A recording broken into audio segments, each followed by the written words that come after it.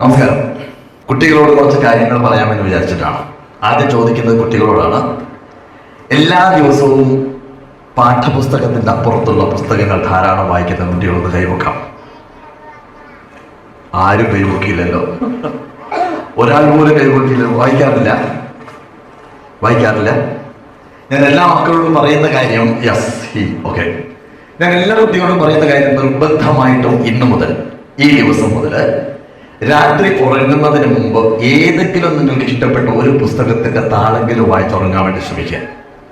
അതിന് കാരണം എന്താ പറയുന്നത് വെച്ച് കഴിഞ്ഞാല്, രാത്രി നമ്മൾ ഉറങ്ങുന്ന സമയത്ത് നമ്മൾ ഉറങ്ങും, പക്ഷെ നമ്മുടെ ബ്രെയിന് അന്ന് നമ്മൾ അറിഞ്ഞ കാര്യങ്ങളും കണ്ട കാര്യങ്ങളും കേട്ട കാര്യങ്ങളും അനുഭവിച്ച എല്ലാ അവസ്ഥകളും അടുക്കി വെക്കുകയാണ്. അപ്പൊ ഏറ്റവും അവസാനമായിട്ട് നമ്മൾ എന്താണോ ചിന്തിക്കുന്നത് അതാണ് നമ്മുടെ ബ്രെയിന് സ്റ്റോക്ക് ചെയ്യുന്നത്. അതുകൊണ്ടാണ് പറയുന്നത്, നിർബന്ധമായും രാത്രി കിടക്കുന്ന സമയത്ത് പാഠപുസ്തകം വായിക്കേണ്ടെന്നല്ല ഞാൻ പറയുന്നത്, നിങ്ങൾ മോട്ടിവേറ്റ് ചെയ്യുന്ന ഏതെങ്കിലും ഒരു പുസ്തകം വായിച്ചുറങ്ങാൻ വേണ്ടിയിട്ട് ശീലിക്കുക എന്നുള്ളതാണ്. ശീലിക്കോ? Yes or no? ഓക്കെ. ഏത് പുസ്തകം വായിക്കണം എന്ന് ചോദിച്ചു കഴിഞ്ഞാൽ നിർബന്ധമായിട്ടും പറയും, ആത്മകഥാസ്പർശമുള്ള പുസ്തകങ്ങൾ വായിക്കണം. മഹാന്മാരുടെ പുസ്തകങ്ങൾ വായിക്കണം. ഒരു മഹാനും ഒരു ദിവസം കൊണ്ട് മഹാനായതല്ല. നേരെ മറിച്ച് കഠിനാധ്വാനത്തിലൂടെ ഏതൊക്കെ പ്രതിസന്ധികൾ വരുന്ന സമയത്ത് ആ പ്രതിസന്ധികളെ ചവിട്ടിത്തെറിപ്പിച്ച് എങ്ങനെയാണ് അവർ മുന്നേറിയത് എന്നറിയണമെന്നുണ്ടെങ്കിൽ ആത്മകഥാസ്പർശമുള്ള പുസ്തകങ്ങൾ വായിക്കണം. ഒരു പുസ്തകം ഞാൻ നിങ്ങളോട് സജസ്റ്റ് ചെയ്യുന്നത് ചാർലി ചാപ്ലിന്റെ ആത്മകഥയാണ്. വായിച്ചിട്ടുണ്ട് ആരെങ്കിലും? ഉണ്ടോ? ഇല്ല. അതിനകത്തുള്ള ഏറ്റവും മനോഹരമായ വചനം എന്താണെന്നറിയാം? മഴയത്ത് നടക്കുവാനാണ് എനിക്കിഷ്ടം, കാരണം എൻ്റെ കണ്ണുനീരാരും കാണുകയില്ലല്ലോ എന്നുള്ള മനോഹരമായ വചനം. അതിൽ ഏറ്റവും മനോഹരമായ ദൃശ്യം, ജ്വലിപ്പിക്കുന്ന ദൃശ്യം ഏതാണ് എന്ന് ചോദിച്ചാൽ, ചാർലി ചാപ്ലിൻ ഒരു നാടക നടിയുടെ മകനായിരുന്നു. അറിയാമല്ലോ അല്ലെ? നാടകത്തിൽ അഭിനയിച്ച് നടന്നിരുന്ന ഒരു നടിയുടെ, ഒരു സാധാരണക്കാരിയായ ഒരു നടിയുടെ മകനായിരുന്നു ചാർലി ചാപ്ലിൻ. ഓരോ ദിവസവും നാടകം അഭിനയിക്കാൻ പോകുന്ന സമയത്ത് അമ്മ കുട്ടിയെ കൊണ്ടുപോകും. കാരണം അച്ഛൻ മറ്റൊരു കല്യാണം കഴിച്ച് മറ്റൊരു മകനുണ്ടായിരുന്നു. അതുകൊണ്ട് നിർബന്ധമായും ഈ കുട്ടിയെ കൊണ്ടുപോയി പെർഫോം ചെയ്യുന്ന സ്റ്റേജിന്റെ സൈഡിലായിട്ട് ഈ ചാർലി ചാപ്ലിൻ നിർത്തും. ഒരു ദിവസം ഈ അമ്മ സ്റ്റേജിൽ പെർഫോം ചെയ്തുകൊണ്ടിരിക്കുന്ന സമയത്ത്, അഭിനയിച്ചുകൊണ്ടിരിക്കുന്ന സമയത്ത് ബോധം കെട്ട് വീണു. പകൽക്കാരനില്ലാത്തതിന്റെ പേരിൽ ഈ നിർമ്മാതാവ് ഈ കുട്ടിയെ ഒരു പഴയ തൊപ്പിയും ഒരു കോട്ടും ധരിപ്പിച്ച് സ്റ്റേജിലേക്ക് തള്ളിവിട്ടിട്ട് പറഞ്ഞു, അവിടെ പോയിട്ട് എന്തെങ്കിലും കാണിക്കണമെന്ന് പറഞ്ഞു. അവൻ നേരെ സ്റ്റേജിൽ ചെന്ന് വെറുതെ കോപ്രായം കാണിച്ചു. ഓഡിയൻസ് ചിരിച്ചു. അവന്റെ തലച്ചോറിനകത്ത് ആദ്യത്തെ വിത്ത് വീണു.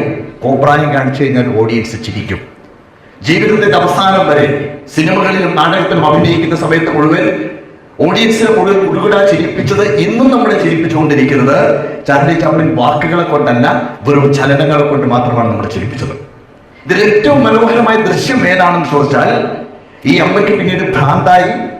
അമ്മയ്ക്ക് ഭക്ഷണം കൊടുക്കാൻ വേണ്ടി ഒരു നേരത്തെ ബ്രെഡിന് വേണ്ടി കടത്തിനിടയിൽ കിടന്ന് കരയുന്ന ഒരു ദൃശ്യമുണ്ട് ഇതിനകത്ത്. അത് കഴിഞ്ഞ് നാടകത്തിൽ അഭിനയിച്ചുകൊണ്ടിരിക്കുന്ന ചാർലി ചാപ്ലിൻ അമേരിക്കയിലേക്ക് കൊണ്ടുപോകുന്നു. അമേരിക്കയിൽ നാടകം നടത്തിക്കൊണ്ടിരിക്കുന്ന സമയത്ത് ഒരു സിനിമാ സംവിധായകൻ വന്ന് ചാർലി ചാപ്ലിന്റെ പെർഫോമൻസ് കാണുന്നു. ചാർലി ചാപ്ലിനെ സിനിമയിലേക്ക് എടുക്കുന്നു. ചാർലി ചാപ്ലിൻ ലോക പ്രശസ്തനായിട്ട് മാറുന്നു. 11 വർഷം കഴിഞ്ഞ് സ്വന്തം രാജ്യത്തിലേക്ക്, ലണ്ടനിലേക്ക് ചാർലി ചാപ്ലിൻ തിരിച്ചു വരവുണ്ട്. വിമാനത്തിൽ വരുന്ന സമയത്ത് ആളുകൾ ലണ്ടനിൽ മുഴുവൻ ആ രാജ്യത്തിന്റെ മകനെ കാണാൻ വേണ്ടിയിട്ട് ഇങ്ങനെ കാത്തിരിക്കുകയാണ്.